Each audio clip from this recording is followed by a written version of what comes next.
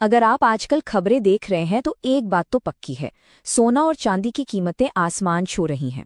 ऐसा लग रहा है जैसे हर दूसरे दिन कोई नया रिकॉर्ड बन रहा है। तो सवाल ये है कि हो क्या रहा है। चलिए आज इसी के पीछे की कहानी समझते हैं। तो चलिए सीधे नंबर्स पर आते हैं। ग्लोबल लेवल पर सोने की कीमत $5,500 प्रति ऑन्स के पार जा चुकी है। सोचिए, ये सिर्फ एक नंबर नहीं है, ये दिखाता है कि दुनिया भर में इन्वेस्टर्स इस पीली धातु के पीछे कैसे पड़े हुए हैं। और भाई, भारत में भी हाल कुछ अलग नहीं है।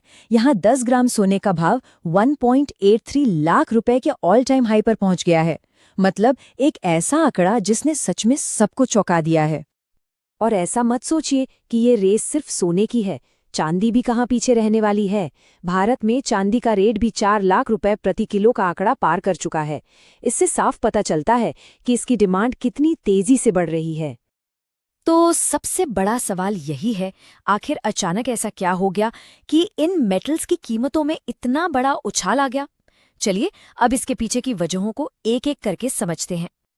देखिए, इसका सबसे सीधा साधा जवाब इकोनॉमिक्स के पहले चैप्टर में ही मिल जाता है, डिमांड और सप्लाई। बात बड़ी सिंपल है, दुनिया भर में सोना और चांदी खरीदने वाले ज्यादा हैं और सप्लाई उतनी हो नहीं पा रही है। जब मांग इतनी ज्यादा हो तो कीमतें तो ऊपर जाएंगी ही। तो ठीक है, सबसे पहले इस डिमांड वाली पहेली को ही सुलझाते हैं। आखिर वो कौन सी वजह हैं, कौन सी ताकतें हैं जो पूरी दुनिया में इन मेटल्स की मांग को इतना ज्यादा बढ़ा रही हैं? अच्छा, इसे हम मोटे तौर पर 4 हिस्सों में देख सकते हैं। सबसे पहला, सेफ हेवन डिमांड। मतलब जब भी दुनिया में कोई गड़बड़ होती है, चाहे इकोनॉमिक हो या पॉलिटिकल, इन्वेस्टर्स भागकर सोने में पैसा लगाते हैं क्योंकि ये सबसे सेफ माना जाता है। दूसरा, सेंट्रल बैंक्स। दुनिया भर के सेंट्रल बैंक्स मतलब देशों की सरकारें जमकर सोना खरीद रही हैं अपने रिजर्व्स बढ़ाने के लिए। तीसरा, कंज्यूमर डिमांड। खासकर भारत जैसे देशों में जहां ज्वेलरी और इन्वेस्टमेंट के लिए सोने की मांग हमेशा से ही बहुत ज्यादा रही है। और चौथा कारण है चांदी का इंडस्ट्रियल यूज, जो टेक्नोलॉजी बढ़ने के साथ साथ रॉकेट की तरह बढ़ रहा है। अब जरा इस पर नजर डालिए, ये सेंट्रल बैंक्स वाली बात को बिल्कुल साफ कर देता है। देखिए कि कैसे चीन और अमेरिका जैसे बड़े बड़े देश अपने सोने के भंडार को बढ़ा रहे हैं।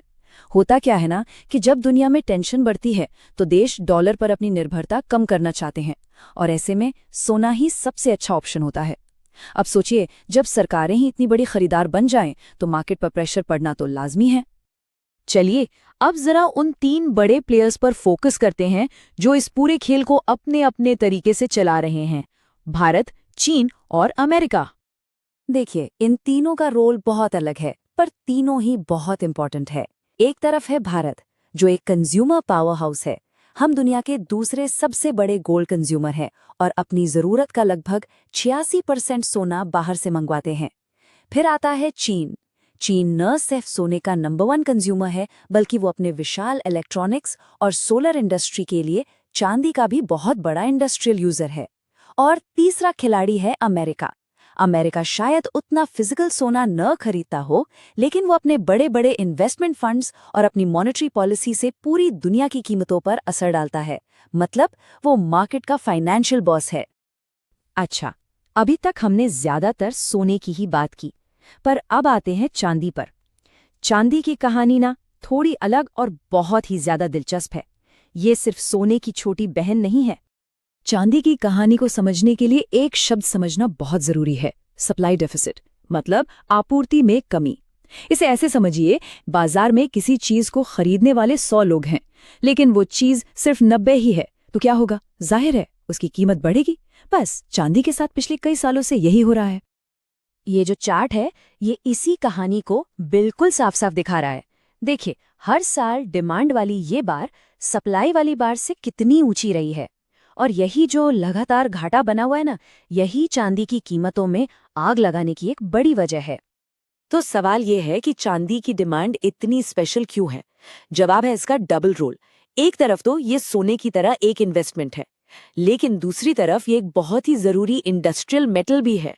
सोलर पैनल से लेकर 5G टेक्नोलॉजी, इलेक्ट्रॉनिक्स और इलेक्ट्रिक गाड़ियां, हर हाईटेक चीज में इसकी जरूरत है। अब होता क्या है कि जब इंडस्ट्री की मांग बढ़ती है तो इन्वेस्टमेंट के लिए चांदी और कम हो जाती है, और इसीलिए इसकी कीमतों में सोने से भी ज्यादा तेज उछाल देखने को मिल सकता है। तो ठीक है, इतनी सारी बातें हो गईं। लेकिन इस सब का एक आम इन्वेस्टर के लिए क्या मतलब है? इसे अपनी फाइनेंशियल प्लानिंग में कैसे देखना चाहिए? तो देखिए, जो फाइनेंशियल एक्सपर्ट्स हैं वो इंडियन इन्वेस्टर्स को सलाह देते हैं कि अपने टोटल पोर्टफोलियो का करीब 8% हिस्सा सोने में रखना एक अच्छी स्ट्रैटेजी है। ये एक तरह से सेफ्टी नेट का काम करता है जब मार्केट में उथल-पुथल हो। लेकिन चांदी के मामले में ये सलाह लगभग डबल हो जाती है, मतलब करीब-करीब 15% तक। और ऐसा क्यों? क्योंकि इसकी इंडस्ट्रियल डिमांड को देखते हुए इसमें ग्रोथ की संभावना ज्यादा मानी जा रही है। और अगर लॉन्ग टर्म परफॉर्मेंस की बात करें तो सोने ने पिछले 25 सालों में औसतन, मतलब ऑन एन एवरेज 10.9% का सालाना रिटर्न दिया है। ये इसे एक बहुत ही सॉलिड लॉन्ग टर्म एसेट साबित करता है। और भविष्य की बात करें तो बड़े बड़े मार्केट एनालिस्ट्स का मानना है कि चांदी का फ्यूचर काफी ब्राइट है। उनका अनुमान है कि 2025 और 2026 में इसमें बहुत जबरदस्त तेजी देखने को मिल सकती है। तो आखिर में एक बड़ा सवाल छोड़ जाते हैं। जिस तरह से ग्रीन एनर्जी और नई टेक्नोलॉजी में चांदी की ज़रूरत दिन ब दिन बढ़ रही है, क्या ये कीमती धातु आने वाले वक्त में इन्वेस्टमेंट की अगली बड़ी कहानी बनने वाली है?